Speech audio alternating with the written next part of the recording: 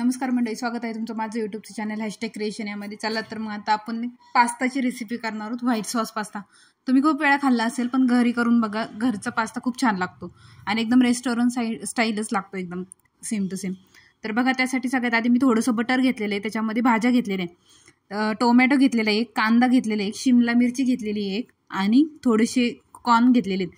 आता जे आपण मक्याचे दाणे घेतलेले आहेत ते थोडेसे उकडून घ्यायचे आहेत, शिजवून घ्यायचे, जेणेकरून पटकन फ्राय केल्यावरती एकदम होऊन जातील, कच्चे राहणार नाहीत. त्यासाठी त्याला थोडंसं एक 5 ते 10 मिनटं आपण थोडंसं हलवून घेणार आहोत परतून त्या बटरमध्ये, जेणेकरून त्याची टेस्ट एकदम चांगली लागेल, कच्चापणा राहणार नाही त्याला.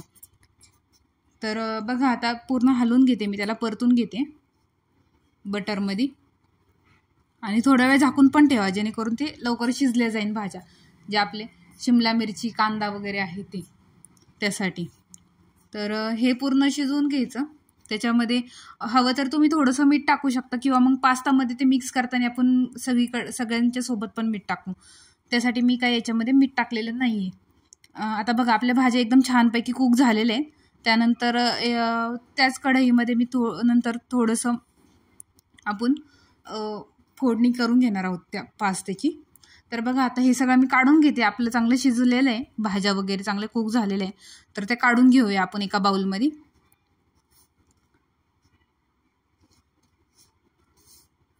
आता बघा, मी त्याच कढईमध्ये नंतर थोडंसं बटर घेतलेलं आहे.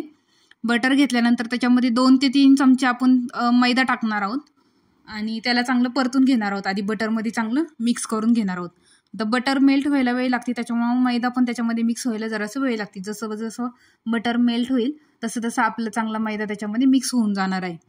तर बघा, आता पूर्ण मिक्स करून घेतलेलं आहे त्याला, आणि बघा आता ते पूर्ण बटर वितळलं आहे, तर किती छान एकदम मस्त मिक्स झालं आहे. त्याला थोडंसं परतून घ्यायचं, एकदम किंचित लालसर गुलाबी होईपर्यंतच आपण त्याला परतणार आहोत. आणि त्यानंतर आपण त्याच्यामध्ये 1 वाटी इतकं दूध टाकणार आहोत. आपलं जे नॉर्मल दूध असतं तेच, जास्त उकळलेलं वगैरे काही घेऊ नका, आपलं नॉर्मलच घ्या, रूम टेम्परेचरचं. आणि त्याला परत चांगलं आपण मिक्स करून घेणार आहोत. आता थोड्याफार गाठी होतील त्याच्यामध्ये, जे मैदा आपण परतून घेतला आहे त्याच्या, पण पूर्ण हलवलं की ते गाठी पूर्ण मिक्स होऊन जातात. बघा, आता माझं पूर्ण गाठी फुटून गेल्या, आणि ते आपण दूध टाकल्यानंतर त्याला जरासं घट्टपणा यायला सुरुवात होती, दाटसरपणा येतो त्याला थोडासा. तर त्याला चांगलं आपण एक उकळी आल्यासारखं होतं, तोपर्यंत आपण त्याला चांगलं शिजवून घेणार आहोत. त्यानंतर बघा, आता किती छान उकळी आलेली त्याला. त्यानंतर आपण त्याच्यामध्ये चीज टाकणार आहोत. चीज तुम्ही किसून पण टाकू शकता, किंवा मग चीजचे स्लाइस टाका 1-2. मी इथं 1 क्यूब घेतलेला आहे आपला छोटा, तो कट करून टाकलेला आहे, कारण ते मेल्ट होणारच आहे ना त्यासाठी, किंवा मग किसून पण टाकू शकता तुम्ही. तर पूर्ण त्याला चांगलं मेल्ट होईपर्यंत आता चांगलं हलवून घेणार आहोत. तोपर्यंत तुम्ही जर माझ्या चॅनलवरती नवीन असाल तर माझ्या चॅनलला सबस्क्राईब करा, व्हिडिओला लाईक करा, कमेंट करा, शेअर करा. तर बघा, आता आपलं जे आहे चीज ते चांगलं मेल्ट व्हायला सुरुवात झालेली.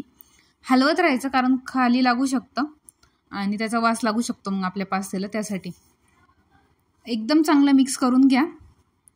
त्यानंतर त्याच्यामध्ये आपण थोडंसं ऑरिगानो टाकणार आहोत, आणि चिली फ्लेक्स पण टाकणार आहोत, जेणे टेस्ट आणखी छान होईल त्याची. त्यासाठी ऑरिगॅनो आणि चिली फ्लेक्स नाही टाकलं तरी चालेल, तिखट जर तुम्हाला नको असेल तर, पण ऑरिगॅनो टाका, जेणेकरून त्याने टेस्ट एकदम भारी लागते. त्यासाठी त्याला परत आपण चांगलं मिक्स करणार आहोत. आता जो आपला पास्ता होता तो शिजलेला आहे आपला चांगला, आणि तो मी एका चाळणीमध्ये ठेवला होता, जेणेकरून तो चांगला निथळून जाईल त्यातलं पानं वगैरे सगळं.